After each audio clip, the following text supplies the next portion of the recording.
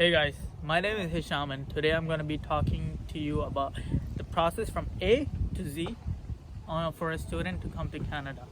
Sous le ciel bleu, vole ton silence, les cœurs des gens.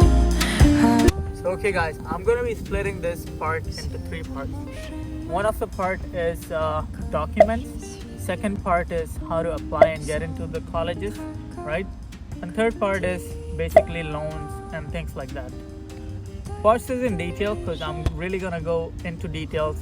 So okay, for documents, number one is transcripts. What is transcripts? It's basically a certification from your, either if you're in high school, your high school certification, right? Or if you're in college or university right now, you need to get a certification from them. If you go to your college and be like, hey, can I get my transcript, grade 12 or whatever college you're in, they should be able to give it to you. So number two is basically your IELTS, and I'll be telling Ilham to give it to you because he just came here. I came here a long time ago. Things have changed a little bit, so he'll be explaining it to you better. Hey guys, Assalamu alaikum. Sat Sri Akal, Namaste. Yeah, when it comes to IELTS, there are basically two sections in IELTS. One is general and one is academics. You should be aware that in order to come here as a student, you should be writing academics, in which you have to get 6 in all the 4 sections, which are like speaking, writing, reading and listening. And just make sure that you are really good at English, and if you are not satisfied with your fluency or with your English, you can take any course over there and you can easily score 6 and above band. So okay, next step is passport, but guess what? It's really cold here. I'm gonna talk to you about that in the car. Okay guys, the next step is passport. When it comes to passport, make sure that your passport is not expiring in 6 months. And obviously you don't need a passport. Get your passport if you're trying to come to Canada, number one. And now all the documentation is over. Once you have all these documentation, we can go ahead and proceed to applying to colleges. Guys, now we are done with our transcripts, we are done with our IELTS, we are done with our passport. The only thing which is pending right now is applying in colleges. Just make sure you're choosing the right college with the help of your right agent and everything, so that your time and money should not go waste. When it comes to application charges, there are it may vary depending on the course and the college you are selecting. Basically the charges are from $80 to $150, somewhere between this price. And yeah, once you are getting approval from any college, you have to prepare a proper offer letter and you have to offer them. So now is the part for offer letter, right? Offer letter is very simple. It's a letter from the college saying congratulations, you are accepted to enroll to our college, right? There's an expiry date for some of the offer letters. Make sure once you get the offer letter, you guys apply right away, right? After getting the offer letter, there are a few more other steps you have to do. To start with, the first step is you have to book your seats within the allocated time, so that the college should be aware whether you're going to take the admission in the college or not. When it comes to admission fees, when it comes to booking the seat, it will be somewhere around $1,000 to $1,500, again depending on the college. Guys, when it comes to final payment, after making the seat booking and everything, you might have to pay before coming here in some colleges for the first semester, and there are some options in other colleges as well, which says like you can make the first semester payment after coming here or from there only, or you can make the entire payment at once. So it all depends on the college and your understanding and your availability of the financial condition. What about you? What did you pay? Okay, when it comes to me, I made the payment initially for booking my seat, which was like $1,500, and right after that, from there only, I made the payment for the entire year, which was $15,000. Yeah, approx $15,000. It's not that much, right? When it's comes not to that the much. total amount, then it's a little expensive. But It might look initially as a huge amount, but when it comes to getting a loan from a bank, it is quite easy for you guys to get a loan from the bank, or if you have any savings, you can actually use that. Now we're gonna talk about GIC and loans. Okay, how do you get the loans? Ilham, explain. Yes.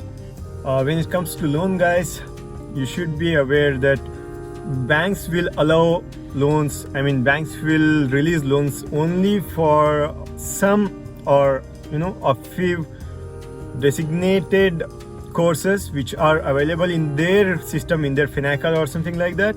So just make sure before choosing the course whether the bank can approve the loan for the allocated course or not. Then only your loan will get approved. So now we're gonna talk about GIC. GIC is basically some amount of money that you need apart from the the student loans and everything you just gave.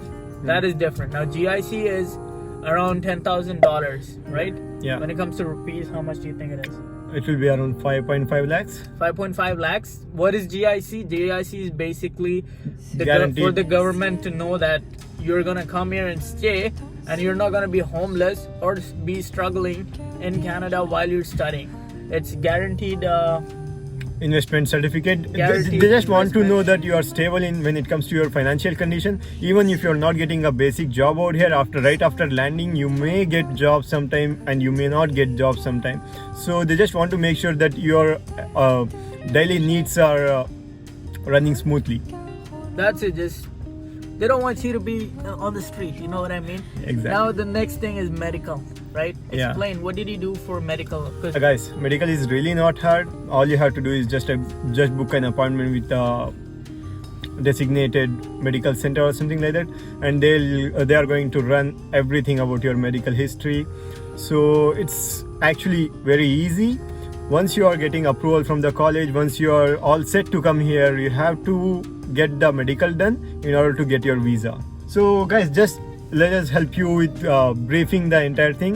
Like the first step is you have to get your transcripts done from your university, and you have to apply for a IELTS examination, which is really not that hard to get. In order to come here as a student, you might have to get you have to get a band of 6 and above, which is quite easy.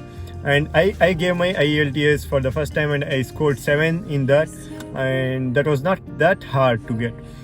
Getting the approval from the colleges, so you have to prepare a proper resume to apply in colleges. Once the college will go through your resume and everything, they will release an offer letter for you saying that to enroll in their college. Once you are getting that letter, there will be a time span in which you have to make the payment for booking the seat, right after which you have to make the payment for first semester or else the entire year, depending on your capability and the college options. Right after that, Sham. And that's about it. So the documents already you guys know about now. After that, it's basically applying to the colleges. Make sure when you apply, don't choose any Ghatiya colleges, right? Yeah. Some agents might push you to take colleges that they get more commission from. Exactly. But the thing is, once you do take colleges from them, they're gonna put you in some random places in Canada where it's hard to get jobs, right? It's the life is very hard, meaning grocery store is like way far away from you. So lifestyle is just gonna change for you, and it's gonna be much harder for you. So make sure you take a good college with a good reputation, right? Just research on the colleges they're recommending if you're going with some other agents, right? Just research and Right after that, get the GIC done, guys. the process, by the way, the whole thing I just told you, the GIC, everything, documentation, it's gonna take you around 6 months minimum, okay, to come here.